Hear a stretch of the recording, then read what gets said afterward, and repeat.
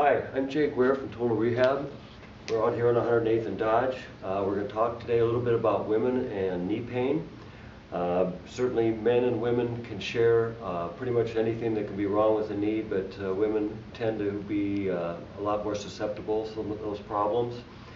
Some of the conditions that can go wrong with the knee, the list is long, but the most common is called patellofemoral syndrome, or also called chondromalacia patella.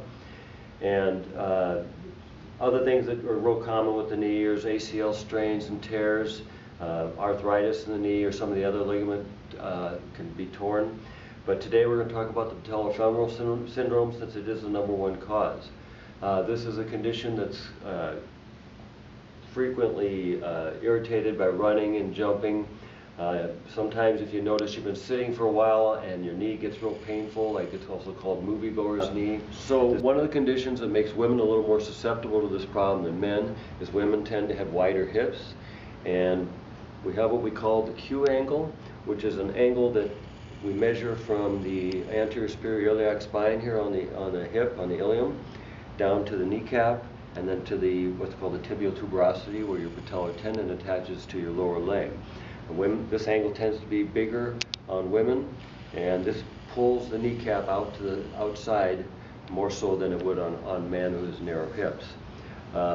So this puts the stress on the kneecap to ride towards the outside, and tends to cause that chondromalacia, which is a softening of the cartilage that lines the underside of the kneecap and protects it from the knee underneath surfaces that it's gliding on.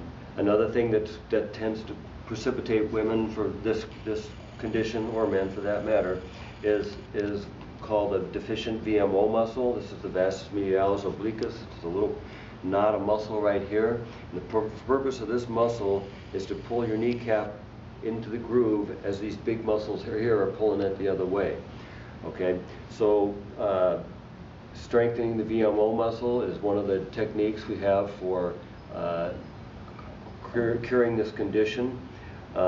Sometimes we'll also use some temporary techniques where we tape this kneecap to keep it in place to cut down on the irritation. Certainly using things like ice to control inflammation is important in the early stages.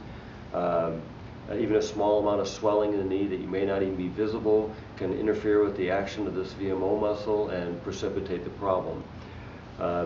Also, we'll do things like strengthen certain muscles in the hip, stretch certain muscles in the thigh and behind the leg, and along the side here is the IT band and tensor fasciae lata, which sometimes when that's tight, it can also pull on this kneecap and cause the tracking problems. So certainly things like jumping sports and running tend to cause more problems with this. It may be necessary to alter your sport a little bit, your exercise patterns, until you get it settled down. But this is a condition that's usually pretty well dealt with, and in 90% of all the cases we can get that fixed and send you on the way and get back in action. Thanks a lot. This is Jake Ware at Total Rehab on 108th and Dodge.